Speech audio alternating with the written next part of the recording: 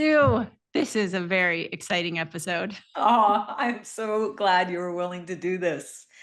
For everyone else, you know that the HeySue podcast has mostly been Leah and I doing coaching. And this may involve some coaching, but really what this episode's going to be about is a focus on Never Ask for the Sale, my forthcoming book that drops on September 9th from Hachette. And Leah is willing to interview me about the backstory of the book. She's been here the entire time.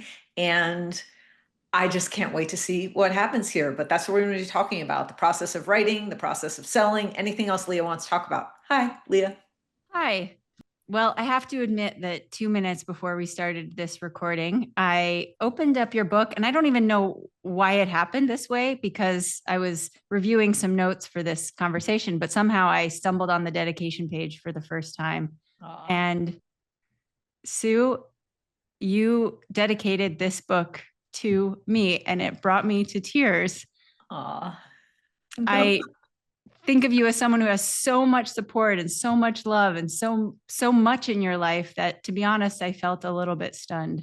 Oh, really? Wow. You're the consistent thread for this entire project and also for most of my life. So it's hilarious because I had done this, and you have a galley, by the way. The book drops on September 9th, but you have a galley version of it.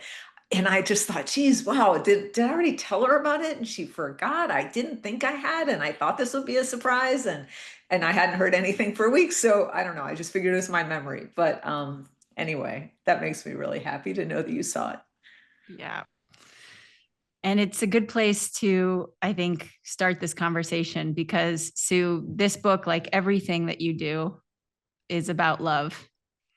And that might be confusing to some people because I have a feeling when people think of sales, love is not necessarily the next thing they think about. Huh. Tell me more. What do you hear? What did you read that feels that way? Well, first, I actually thought it would be fun before we even go any further. So, for people listening, if you feel inclined to play along, just to pause this episode and spend 30 seconds thinking about what sales means to you. Love that idea. I did this for myself before we started, and I realized that I have an association with sales that is deceit. It has to do with posing or positioning. It has to do with contorting myself into being what I think people want, or it has to do with trying to convince someone else to want what I have, as opposed to something more authentic. So I think when I say this book is about love, to me, what I read is it's a book about first self-love. So for people reading this, who are you? What are you great at? What are you passionate about? And that's the next form of love. What do you love to do? What do you love to give? And then also connecting with clients that you love to be in relationship. And I think that's something that makes you so good at what you do is you love yourself, you love what you do, and you love the people that you support. Wow. Thank you, Leah. That's an amazing reflection. I hope that's true. I've been thinking a lot, and you know this, about how or whether even to market this book. And I can see that part of the impetus to market it is some obligation. I can also see that some of it is just pride and vanity, which I feel some shame around, but is clearly here. And then what I keep coming back to, because the marketing of it is not just work, and it's not just activity and energy and attention and lots of people. But I keep coming back to why I wrote the book, which is that there seemed to be an increasing number of people asking me to share with them how I built my coaching business after a couple of other fully baked careers. And I, first of all, don't have enough time to talk to everyone for half an hour about that. And second of all, I was sharing exactly the same stuff in every one of those conversations, and people seem to find it helpful. So I think that my major motivation for even doing this podcast, which is a form of marketing this book, right? Bringing some attention to this book, is getting it in people's hands who are thinking about doing something on their own, or thinking about the sustainability of what they're doing, or in an organization where they're not hitting their goals for reasons that have nothing to do with their talent, and helping them do better, which I think is why I coach in the first place. So it's interesting to hear you say you feel some vanity and pride and shame about that, because when I think about this book, I think that's one of the first themes you address, which is sort of owning what you're great at, owning yourself, owning your talents, and then being able to articulate that. So on one hand, I'm a little surprised to hear you say in this regard, where you created something that I know you love with your whole heart, that you feel so proud of, and you want people to read, that there's still some kind of energetic holdback from letting people know that. Can you talk about that a bit? Yeah, well, it's funny because I think one of the things that I try to emphasize in this book is sort of selling without selling. And I feel nervous about doing things to sell this book that I don't recommend necessarily in the book. Like, there are things that I'm doing that are consistent with passionate ambivalence to put this book out there. This is one of them. Or writing a So just to series. pause, because people Yeah. haven't read your book yet, can you just give a little definition of passionate ambivalence? Yeah, the idea of passionate ambivalence is a concept that I created here to document the notion basically of selling without selling, or selling without need, or selling without desperation, or selling against the rules. Even the title of the book, Never Ask for the Sale. If you talk to 99 people, 98 of them would say, I've been trained to always ask for the sale. And the concept of passionate ambivalence is being so good at what you do and so aligned with your greatest gifts and what you're doing in the world that people seek you out to work with you. So, in order to generate, in my view, a flywheel that's consistent and productive from a selling perspective, passionate ambivalence allows me, as a seller of coaching and facilitation and some other stuff I do, to be incredibly passionate about what I do, but also unattached to whether or not a sale closes. And so this concept applies at every level of what I will call the sales funnel. It applies on the top, which is what we're talking about right now, which is marketing, right? And how I market myself. I don't do a lot of stuff on LinkedIn about what a great coach I am. I don't take pictures with the people I coach. I don't even publish the names of the people I coach. I don't take pictures with groups I facilitate. I don't think there's anything wrong with it. It's just not my style. It's interesting. Someone in my network posted something about wanting exercises for a group that he's facilitating, his executive team. And a lot of people who responded to what he was asking for on LinkedIn were very public, like, here's my name, I'd love to support you, here are ideas. And then other people jumped in and said, oh yeah, that person should definitely support you or whatever. And I'm not saying this is better or worse, it's just my style. I sent a private email to the person and said, here are a couple ideas I have. I'll give you what I have. This person has already hired me once over the last couple of years, once or twice. And I'm not saying that's better. It's just more consistent with passionate ambivalence. In the end, when that guy who was seeking input created like a thank you message on LinkedIn for all the truly amazing input he got, he included my name, even though I never commented on his post. And no one else knows what happened behind the scenes. And I don't know, I hear arrogance and pride in that too. But that's the idea. I don't want to be doing recurring LinkedIn posts every week about my work. If I'm pitching a prospect, I don't want to email them every 2 days so I stay at the top of their mind. That's inconsistent with passionate ambivalence. So one thing I'm hearing is that for you, it's helpful, or it's more aligned for you to actually give what you have to give, including this interview, because you're good at it, or you do it in the most kind of authentic way without the extra. Like there's not the extra of hoping someone sees your comment publicly and therefore thinks things about you. So there's kind of an efficiency and a directness to how you work. Is that right? I think so. Yes, I think that's right. but I'm really cautious about not making it better than anything else, because I think some of it is like fear of rejection or embarrassment, like there's just a way I like to do things that I think is incredibly effective, but I don't know, is it humble braggy? Maybe, like, yeah, I just want it to be real. For example, with respect to this book, the reason I'm doing this interview and writing this long blog series about what it's like to write and get a book published and purchased and all that stuff is that I have a goal. And my goal is that I sell 1,000 books myself. That's my goal. And they're hardback books, right? Because that's what they release, hardback books when you work with a publisher. So they're not cheap, but I have all these ideas and a launch crew and various things to sort of rally this network that I've built over 1,000,000 years and try to get 1,000 books sold. The reason I want to sell 1,000 books is that I think if I sell 1,000 books, I can sell 10,000 books. And if I can sell 10,000 books, then maybe somebody will be touched by these ideas. When you say arrogance, which you've used a few times now, what do you mean? It's a great question. I hate when people say that to me. Of course, it's a great question. It's you asking.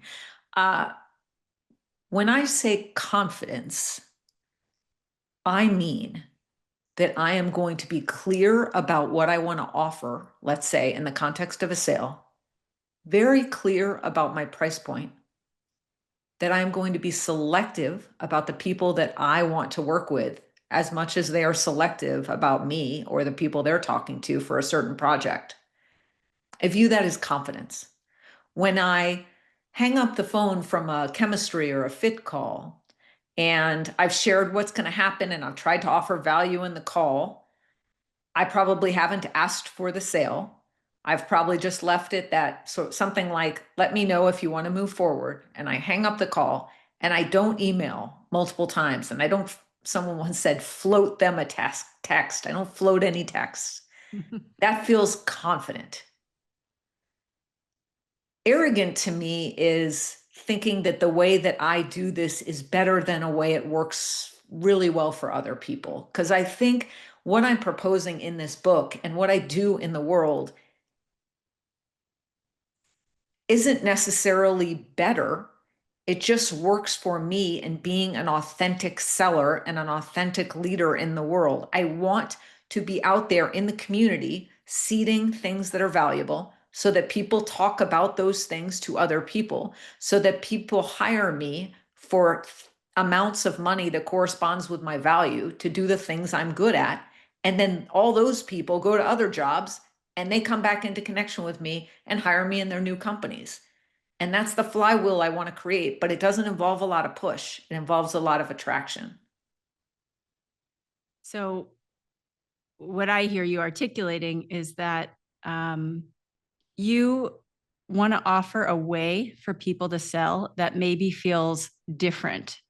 There's common sales techniques out there that may turn some people off or maybe hasn't worked for some people. And so one thing that this book offers is there's another way.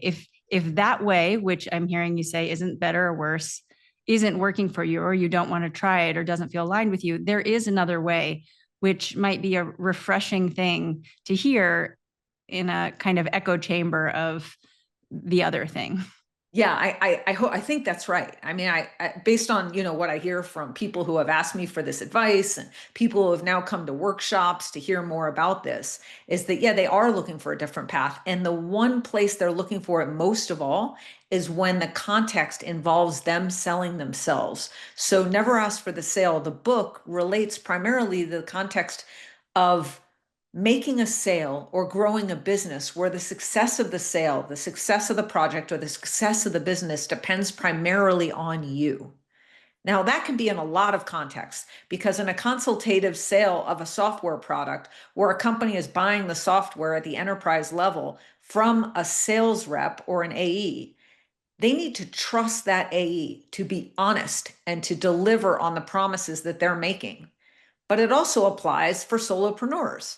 It also applies for people who are losing their jobs in the federal government and are starting consulting businesses to try to make something work after an abrupt change.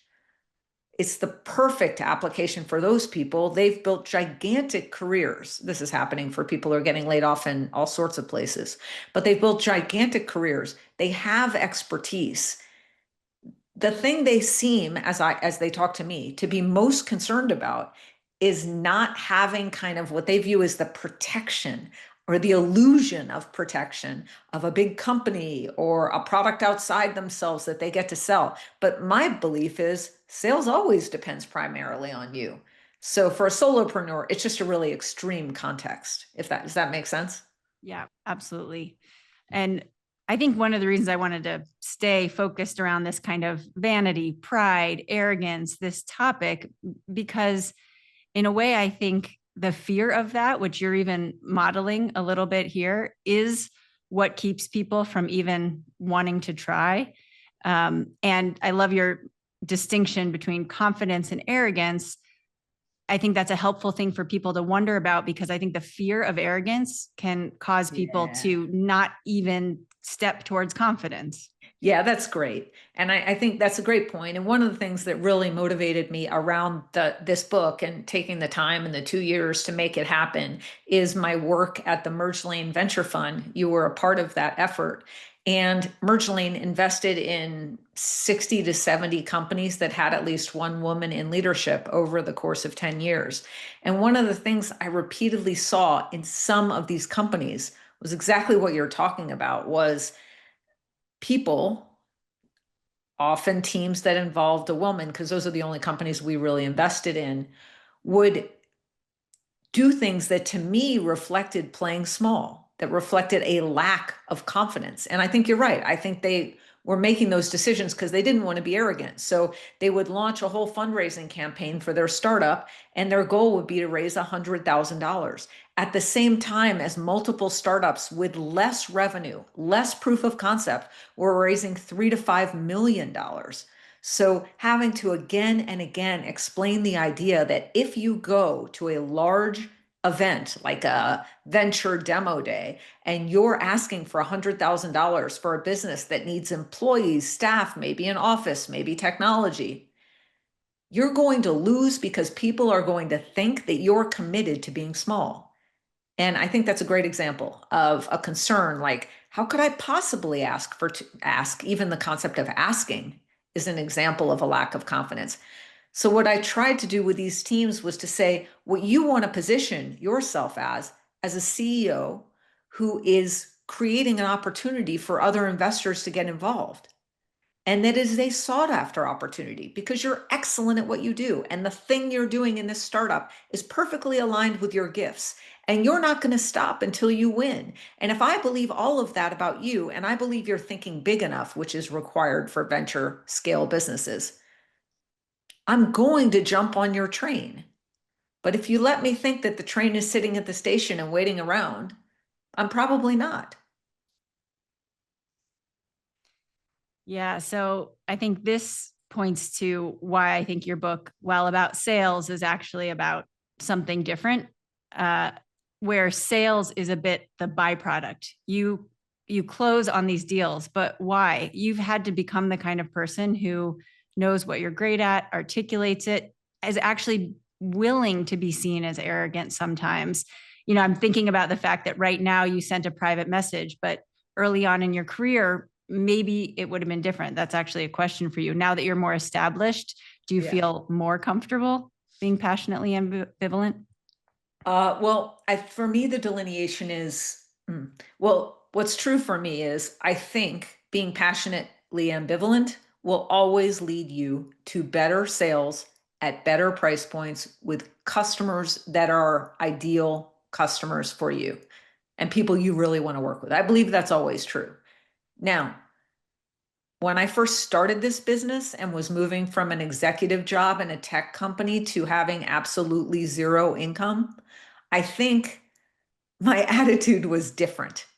My attitude was, I'm starting this thing. What I'm going to do right now, it's going to be really discounted. And I mean, I didn't know this, but this is its own form of passionate ambivalence. It's just a different way of thinking about it.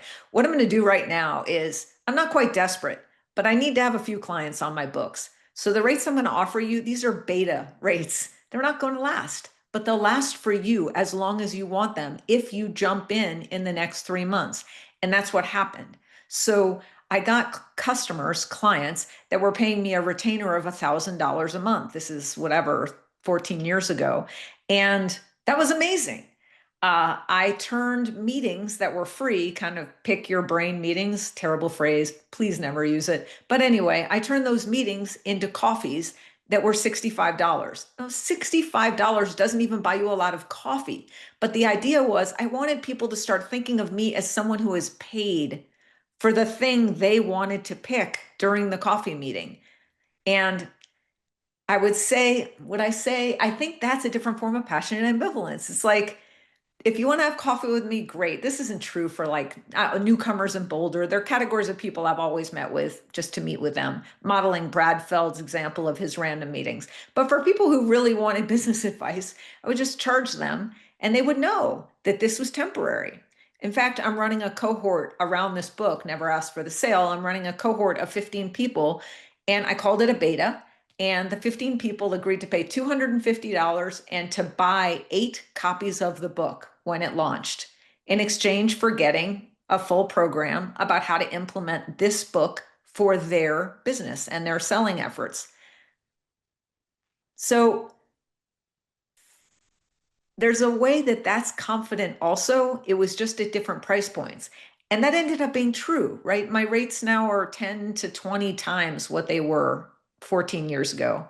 And I am more selective and I refer a lot of business out to other people in my network who are at an earlier point in their career. But I mean, you need to eat. So I think you do what you need to eat and you try to embody these principles as well as you can, and you're likely to grow your business faster.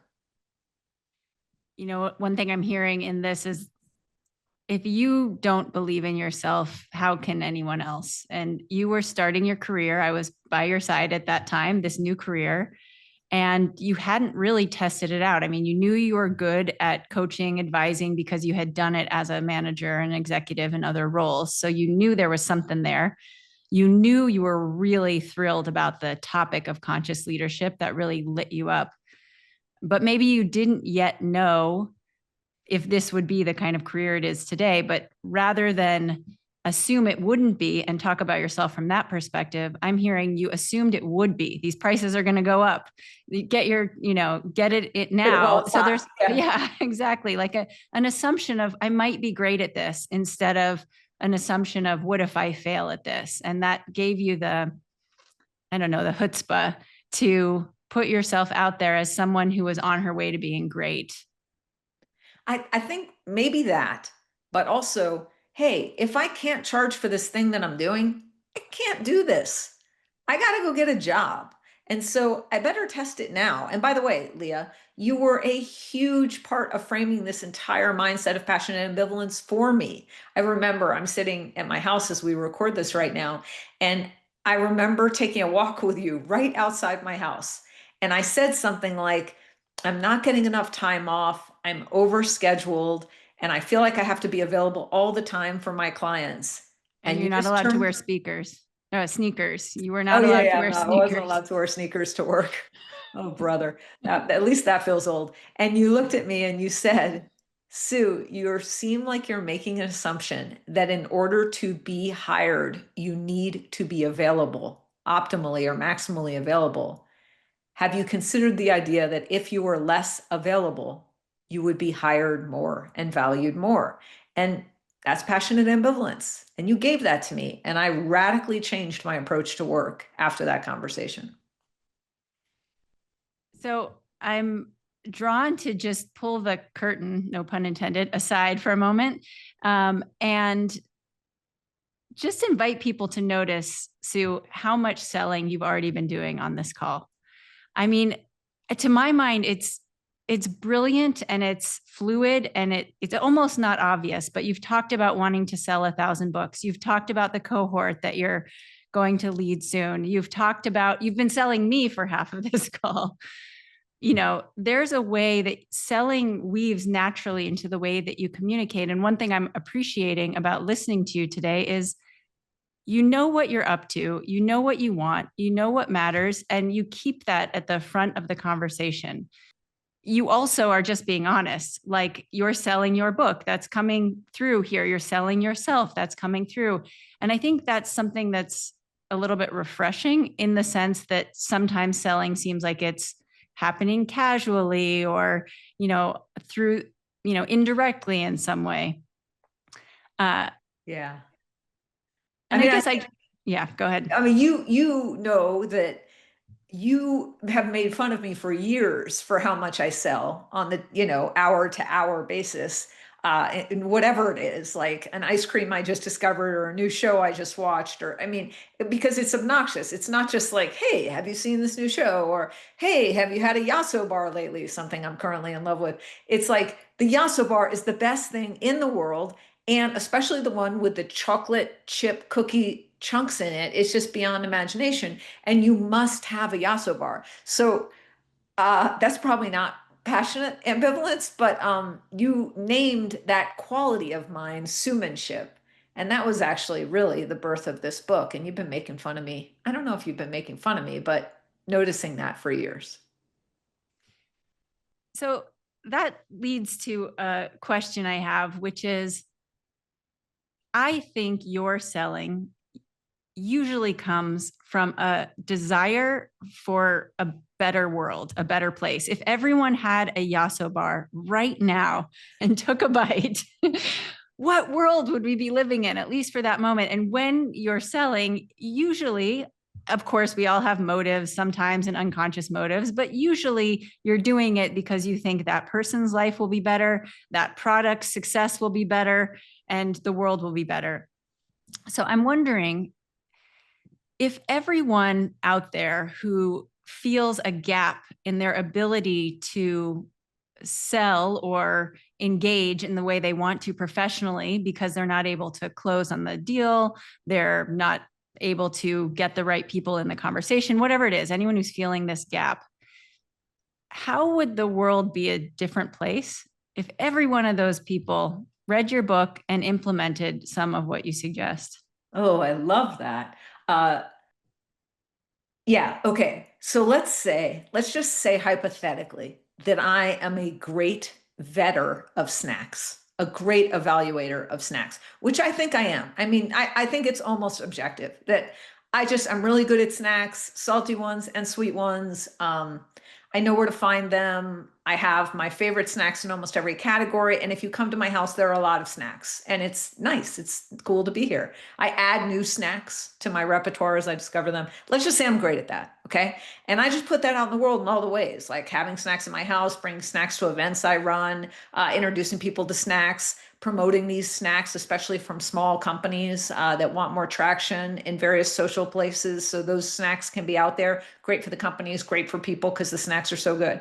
If everybody were doing that for the thing that they're really amazing at, then we'd all be in the right seat. I mean, Gay Hendricks calls this zone of genius. And if we all had the opportunity to be doing that day to day, more, maybe we're not doing it 100% of the time, but even if we're doing it 60% of the time, operating in our zone of genius, aligned with the greatest gifts we have to offer the world. My story is, and Gay Hendricks' story, I think, is that when you're doing things that are totally aligned with your greatest gifts, you're incredibly effective. You're the most effective you can be.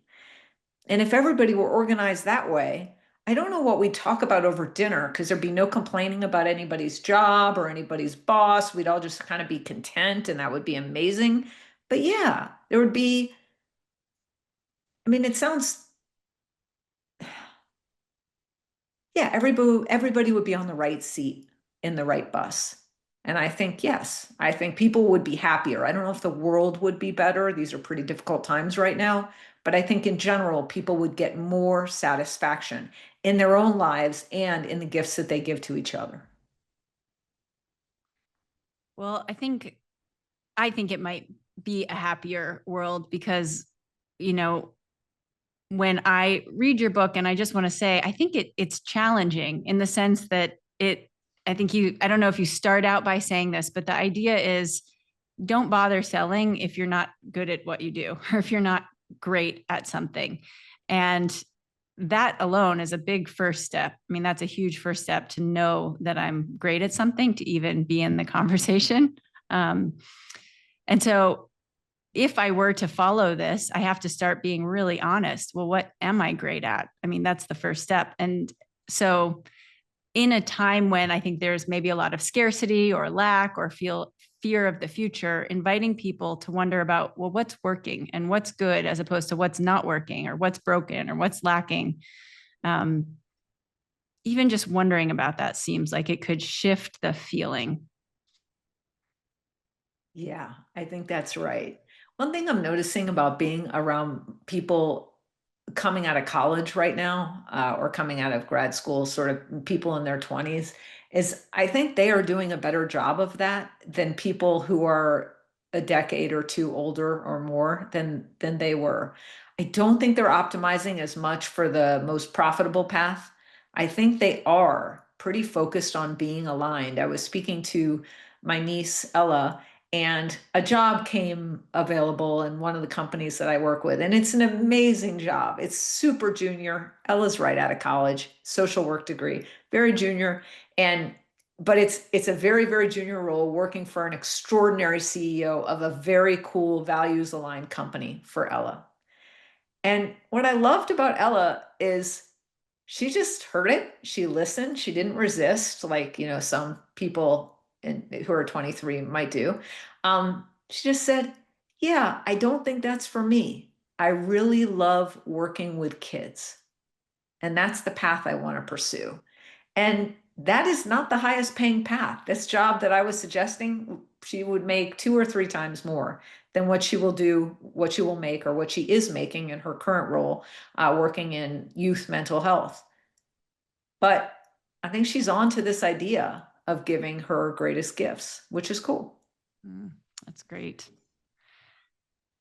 Okay, so let's say you sell your 1,000 books and that 1,000 sales leads to 10,000 more sales, maybe 10,000 more sales, and this book is out there. Is there anything that you feel vulnerable about many, many people reading about you? No, I don't feel vulnerable about people reading about me. I feel vulnerable offering for sale a book about sales. I feel like my story, this is a story, is that there is a lot of content and a lot of paid programming out there about how people can make their first $1 million and they can turn nothing into everything. And, there've been a lot of multi-level marketing companies that have built their businesses around that story. Nothing wrong. Is that true? I'd rather not be in a multi-level marketing business. I'm not saying it's wrong, but I don't want to be selling snake oil. I mean, one of the benefits of turning this into a book instead of a program where people would where I might ask people to pay the kind of rates that I command for coaching, is that it's just a book. I mean, if they buy the Kindle book, it's going to be probably under $15. I don't know how it will be priced by the publisher.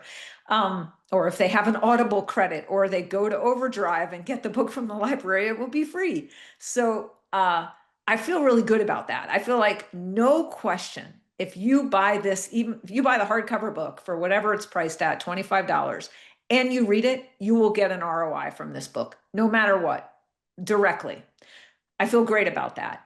The place where I feel vulnerable is, what did I do? I wrote a business book that wasn't really even about what I do for a living. It was sort of like how I do it for a living. Like none of my coaching clients is interested in my advice on selling. They're interested in my usefulness or utility as a coach. So that's kind of odd. And then I started to think, all right, well, if I have this book out there, I should do it like most people do. And I should build a business around the book in case the book is successful. Maybe I'll have a way of monetizing it beyond just a book, like speaking or workshops or all this other stuff. And I feel more nervous about that because I just want to give people something that will give them something back at an ROI that makes it an absolute no-brainer. I want the book to be at least a 10x ROI for them. And if they do a program with me, I want to deliver on that 10x. And that's exactly how I recommend people do the work after they sell it using passionate ambivalence, which is once you get the deal, you need to over deliver. You need to be incredible. You need to know that you will never really need to market because you're marketing every day when you wake up in the morning and you do your work. You're that good. And that's what I want to do for this book if I do anything around this book other than write it. Okay, Sue, this is fascinating because I know approximately what you charge to coach and facilitate. And to my mind, you don't have a problem charging what you charge. It's a big number. It's a big number for people listening. You don't have a problem charging that. And yet $25 for a book is making you uncomfortable. So what's going on there? I'm so curious. I really want to answer that question thoughtfully, so I don't want to be glib. I feel like, do you know, you may not know this. I forgot what the numbers were, but the numbers are crazy. Like there used to, I forgot what the numbers were, but there are now somewhere between 5 and 10x as many books being published as there were 15 years ago. And I feel like everywhere I turn, someone's published a book, and that's great. By the way, it's really not easy. Leah, you have published a number of books, and you know it is actually really hard. Whether you have a publisher or not, it is difficult to create a book that is error-free and good. So it's not a simple thing. I just feel weary. I feel weary of going on LinkedIn and reading about all these people who are selling books.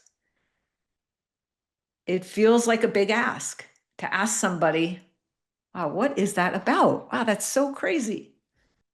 Oh, well, by the way, if you're being coached, one of my favorite things my clients do when I'm coaching them is they actually pause to answer a question. So good question, Leah. Thank you. Yeah, I'm loving this. Take your time. It's killing me. Everybody else, you can go pour yourself some more kombucha or something. Or answer your own version of this question, which is something you have that's really easy for you to advocate for and something that isn't. I guess in the end, I guess not in the end, I guess in the middle. For some unknown reason, when I sell coaching, although I am selling myself as a coach, what I'm actually selling is the value that I am going to deliver to my client. For some reason, when I think about, it's behind me also, but when I think about like, here, buy this, I don't know, it's like, here's my heart, actually, so much of my heart, so much of my personal life, a decent amount about my childhood, some about my dating life, which I think is identical and very useful for passionate ambivalence. It's incredibly personal. And so I guess at the end, I too am a little shy about selling myself. Oh, that's great. It reminds me of a time I was on a walk with you and our friend Nancy, and I heard you talking about selling your coaching. And what I realized in that moment was one of the sneaky ways you sell yourself is you were actually selling the coaching. You were selling conscious leadership. Here's what's amazing about conscious leadership without having to talk about yourself so directly. Yeah. And I thought, oh, that's sort of brilliant. If I can sort of dodge talking about myself, I don't have to risk arrogance. I don't have to risk being wrong. But there's no hiding from this. This book is you. It's your body of work. It's your life experience over decades. Yeah. And it's maybe worth noting there's something so vulnerable about asking people to give you money for that. Yeah. And then I think, is it the give me money or give the publisher money, some of which inures to my benefit, but is it about that or is it about give me time? It actually might even be, the latter might even be more significant than the former. Wow. Yeah, actually read my book. You know, just, I mean, it's really, this has happened because Kelly Klemp and I self-published a book called Leader Coach, which is behind me if you're watching this on YouTube. And yeah, you go to a dinner party and somebody says, well, I read your book. You're like, what? Okay. You're kind of like, not you, I sort of steel myself. What's next? Oh, they didn't say anything else about it. Oh, that's interesting. Yeah, it's a whole thing. I found my edge, you know, but I found my edge. And I think that is a big part of how I think about coaching. And that is a big part of both. It's something you and I have in common about living, which is it's actually just much more interesting to interrogate unexplored territory. And that's what this has been for me, just trying something new. And yeah, I guess in the end, it is vulnerable as much as I want to say that it's not. I think it is. Well, as someone who spent time reading this book, Sue gave me the first draft, or was it? Probably was the first draft, unedited. Yeah, Yes, I'm sure I gave unedited. you that. Actually, I remember it was, I had COVID, I think, at the time. And I remember one just being so grateful. I had something that was more interesting than how crappy I felt. And I got to read your book. And I know you and I know your stories. And I was riveted. I was riveted for all the reasons I think people like being your friend, but also hire you. There's a level of honesty, there's humor, there's, I mean, just being really open about things. You know, money and sales are things people can sometimes be closeted about, and you just put it all out there. So it was refreshing in its candor. And then it was really helpful. I was taking all sorts of notes on how I, think about my fit calls and my calendaring, and I was taking all sorts of notes on it. So I just want to say, from my perspective, it was worth the time. It was just such a joy to read. And I feel really excited for people who maybe don't get the privilege of the access I do to you to get to spend time with you through your book. Thank you so much, Leah. Thanks for that incredible compliment. And thank you for taking your time, which is so valuable, to do this interview. Folks who are listening, I forgot to say at the top that we are now recording all of these podcasts for video as well. So if you go to Sue Heilbronner at YouTube, you'll see all the new Never Asked for the Sale podcasts. In other episodes, I'm interviewing CEOs or heads of sales on how they deploy their version of passionate ambivalence in their sales motion. And I think you'll find these episodes to be extremely helpful. The book, Never Ask for the Sale, Supercharge Your Business with the Power of Passionate Ambivalence, launches on September 9th of 2025 from Hachette. You can pre-order this book, this is a direct sale, at www.heysue.com/pre-order. And that link will also be in the show notes, wherever you get your podcasts. Thanks, everyone. We'll see you next time. And thank you, Leah.